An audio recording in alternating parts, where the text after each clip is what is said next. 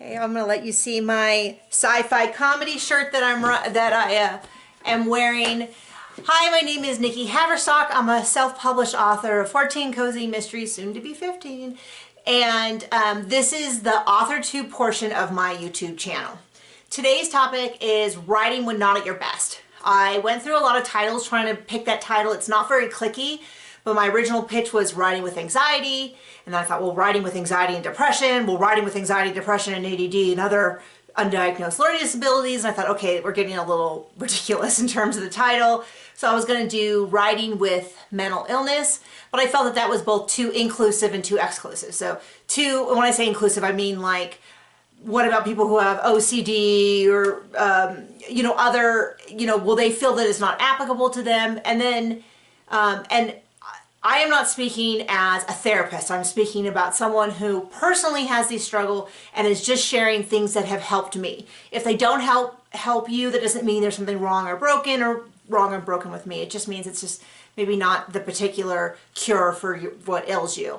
And then also, I don't want it to be that only people with diagnosed challenges can benefit from this, because everyone I know, even people who have, would consider themselves to be normal, have incredible challenges throughout the course of their life, whether it is an illness with a family member, their child, parent, death, loss, a lot of people I know, job loss, abusive relationships, or just hurtful, unhealthy relationships. And so I think anyone at some point, every author I know who has any personal health issue, anyone I know who has written for any period of time has had a section of their life, burnout, depression, anxiety, whatever, that has been challenging for them. So this is meant to be advice for any time that you just feel like you are off, whether it is diagnosed condition or just life. Okay, so the first point is, I have roughly 6 points, and 3 of them are sort of attitude, because attitude and expectations are a huge part of the whole process. And then 3 of them are more like concrete, here's what you do kind of things. So the first attitude point is, you are not your work. I know this is something that a lot of creatives struggle with, but a lot of people in other fields as well. I'm a competitive archer and coach, and a lot of athletes struggle with, who am I if my scores are down? Am I a bad archer? Am I a bad person? It's really tempting to hang your worth on production and who you are. It's a very American idea. Maybe it's a very modern idea. I'm no expert on other countries, but that we get our worth and our work all meshed together. I recommend a book called Art and Fear, which talks about this being normal and unhealthy. It talks a lot. It's an outstanding book. If you've ever heard the example, the kind of the meme that goes around about how there was a pottery class and half of the class was graded on one vase and the other half of the class was graded on the weight of the work, and so this group just kept creating more and more and more work, and this one spent all semester working on one perfect vase, and the best work in the room was from the group that focused on creating a lot of work. If you've ever heard that meme, it's from that book. So I highly, highly recommend it, and it talks a lot about that. Second point is, you are not your worst day. So I know that I've been there. I hear other people talk about it, where they can't get anything done. They can't write. Everything they write is junk. And it becomes, that's who they are. How can I possibly be a writer if I can't even write a sentence? I claim I want to be a writer and I don't want to write. All that kind of stuff. You are not your worst day. We all have worst days. And sometimes those days are weeks and months, sometimes even years. I haven't had years experience, but I have months experience. I have really severe seasonal affective disorder. I just kind of realized how severe it was this winter when I started going back through journals and realized this trend has gone all the way back to my 20s, and it seems to be getting worse each year. I think a lot of it has to do with my expectations going up of what I'm supposed to do versus what I'm capable of doing. And so I'm going to try to get a handle on it this winter.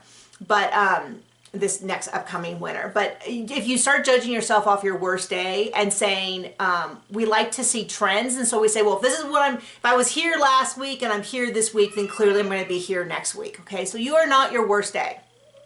And the next point is, even I think even worse, which is you are not your best day. That is not the bar that you need to judge yourself all off. I think especially people like me who have wild variations. I cannot write every day. There is not information for me to write every day. I need to recover, and my brain doesn't work like that. My brain is someone who I like to think I have a back brain, and now that I know this, I recognize this in a lot of other people, but I have a back brain. I take a stock pot, fill it full of ingredients, push it to my back brain, and it simmers. And there's no rushing it. And then all of a sudden, one day, there's stock. There's this great stock that took forever and is wonderful, but for a long time, nothing was happening. There's also a book I'm reading called The Power of Atomic Habits, who talks about that in a room. I also recommend that book. There's a room. It's 20 degrees. There's an ice cube. It goes to 21, 22, 23, 24. Nothing's happening. 31, nothing's happening. 32 degrees, all of a sudden a bunch of stuff happens. But you would say nothing happened in those 10 degrees. Anyway, my point is one of the worst things that happens to me, and I have fought this my entire career of writing, which for me has only been 6 years, but has been something I've devoted myself to pretty heavily for almost that entire 6 years. I've been published for almost 5 years, so has been that I have this same cycle where I am trying to get a consistent workflow. I'm trying to write a minimum of 1,000, preferably 2,000 words a day. Get on a roll. Every single book, almost, I get on a roll and I think, I've got it. I've broken the secret. I know how to do this. I'm never going to struggle again. I can now write 2,000 or 1,000 or whatever, my judges, every single day. Okay, now I can start writing 5 books a year. I've got it figured out. From the outside, you can probably guess that is not what happens. I can write really fast for a while, and then I have to stop and think. And sometimes ideas come to me quickly. A lot of times they don't. A lot of times the best idea, or even just getting the enthusiasm so that my voice, so that my humorous voice and my turns of phrase that are me, are there for me when I need them, takes time. And so I will constantly ride this roller coaster where I have this really great day or week, sometimes month. It's not uncommon for me to write a third of my book in the last week. It might take me 2 months to get the first, or 3 months or 4 months to get the first bit, but it's not uncommon for me to get like the last third and this rush of adrenaline. And it should be obvious to anyone but me that that is not my normal. That is part of a thing, of an up and down schedule. But it is really tempting to see that best day. And some people will tell you, hey, you've had your best day. I can teach you how to do it every day. If it works for you, great, but it might not. Okay, so that is sort of my, let's get our head in the right spot, 3 points. You are not your work. So bad work does not mean you're a bad writer. Okay? You're not your worst day. So if you fail, I know people have a lot of, but if you just feel like objectively I failed, like I accomplished nothing, that does not mean that you are bad. It doesn't mean that that's how it's always going to be. And your best day is not the bar that you should set for yourself, and that every day short of that is failure. Okay, so the 3 points that just really sort of like concrete points, things that I do, is I keep a list of all times of things I should do that are not writing. Your writing time, this is something that someone told me when I was about to give birth, was their advice for me was that writing time is always first. So if you can write, write. If that means you put off email, social media, platform building, researching, whatever, that time is critical. When I had a little baby, my friend said, when the baby's sleeping, write. When people take them out of the house, write. Don't worry about everything. Don't worry about your newsletter, your email. You can post on Facebook bouncing a baby. You can write an email. I wrote a lot of emails on my phone, dictation, while nursing. Okay, there you go. I did a lot of research on my phone while nursing. I did a lot of everything while nursing because, man, he was a nurser.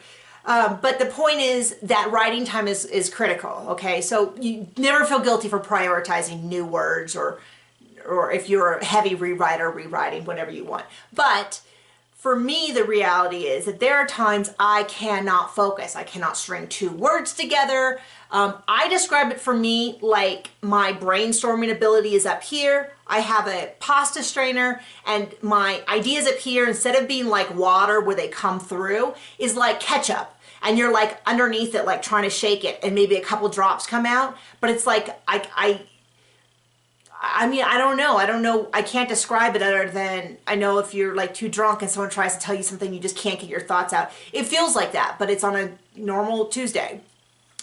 So I have a list of things that I should be doing that if I try to write and I have no internet and there's no one bothering me and I just can't do it, I pick one of these other things. And so I have a list. I keep pointing over here because I keep them over here on the wall, on my table and stuff. And there are things like those classes that you should take. Those, I work on craft.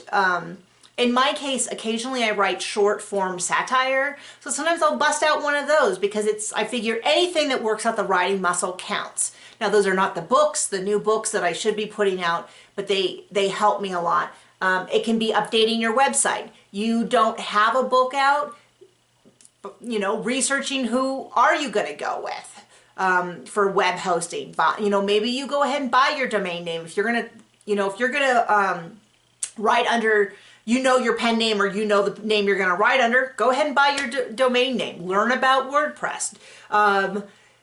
Research which writing program you want to use. Go watch AuthorTube. Go for a hike. That's something that helps me. Sometimes I still come back, you know, not great. That's part of my standard kind of block. But I keep a list so that when I'm doing stuff, like I'm writing and someone goes, oh, you should really try BookBub ads. I put BookBub ads over here. And so the idea is like, sure, I'm not getting new words down, but I'm accomplishing something that needs to be done. And that helps me feel better. And so like, I knew that winter was my hardest time for writing so not winter 2019, 2020. I discovered it the year before. I just didn't realize how bad it was until this year. So this year I planned activities for winter to do. I took some comedy writing sketches. I planned to learn Photoshop, which I did. I mean, I'm no master at it, but I had to sit and, you know, I got a Black Friday deal and I did all that and I took the courses and I took some classes and stuff. And so I plan stuff. If you know there's particular times if there's a particularly difficult anniversary or something like that, or you just discover you're difficult, find a weekend project that you can kind of knock off your list. So that is one concrete thing. Two, I'm going to say if you can write, and it's still write. Now, sometimes I hear people say, oh, I can write, but it sucks so bad, I'm not even going to bother.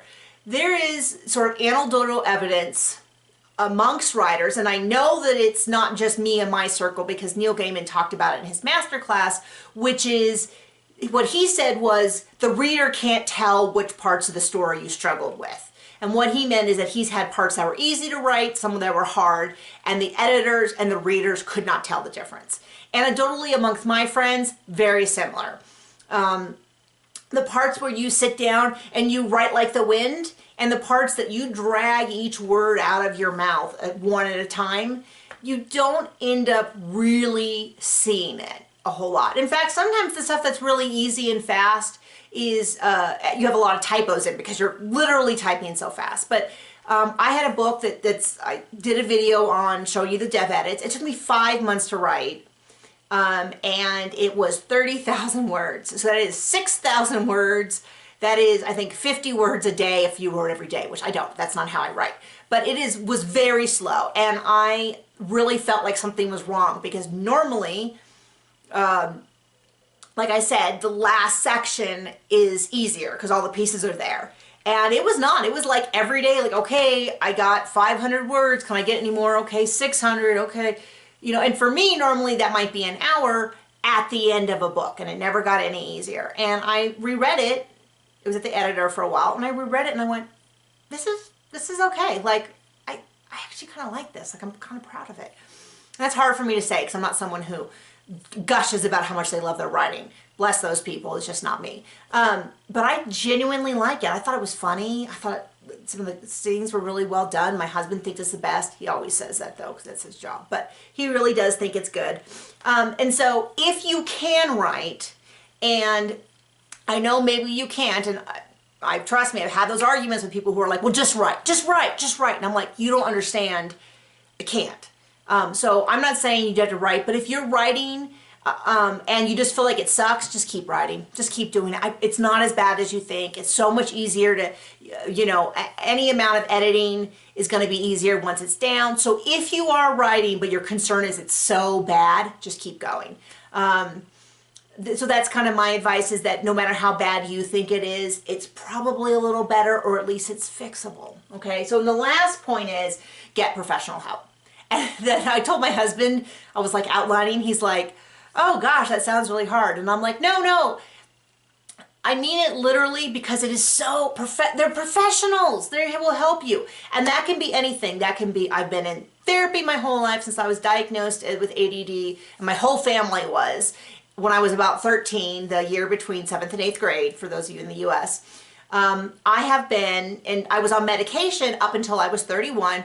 You have to be under a doctor's care. And so we always, we were in Southern California. There was a ton of options.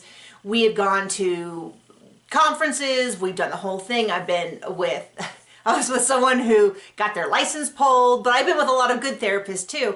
And I've learned a lot of tools that help me a lot. And so I recommend therapy for everyone. I mean, there's no one I've met who, I'm like, oh, you're fine. You don't need therapy. And usually the people that you meet that are in a really good place have done therapy, whether it is just they have a group of friends that, they've shown that just being and talking with people is way more effective than doing nothing. And then oftentimes, depending on the situation, it's almost as effective as professional. But we'll go with professional. If you need to get on medication, there's no shame in that. Like I said, I was in medication up until I was 31. And the reason I stopped was just so I could try to get pregnant. Took me about a year. I worked with 2 therapists, professionals, and eventually found, between talk therapy and supplements, something that made my symptoms controllable, because I work from home. I'm not working in an office. I can vary my schedule. And I'm not going to say it's managed, but I'm going to say it is manageable to have anxiety and depression and all that, and so there you go. So there's no shame in it. I wish I could just kind of give you that feeling of like, if I'm at the gym and I can afford to work out with a trainer, I would. This is your mind. This is your emotions. Deal with it. I mean, and I don't mean that badly. Just go ahead and deal with it. But not just that kind of professional. So if you also, you can work with, write something short and work with a CP. You can also work with writing coaches. I don't want to become this channel who's constantly pushing products and things that cost money on you, but I will mention one thing that helped me a lot, which is once I understood what kind of writer I was, it helped me with my expectations, because once I knew that I was someone, I used that example of like the back brain, when I was able to learn on that kind of writer, it helped me to better understand why I am not someone who can turn out 10,000 words a day, 5,000 words a day. It's just very unlikely to be something that is within my skill set. It is not my strength. I will probably never produce, even if I could do it, it might not be my best work.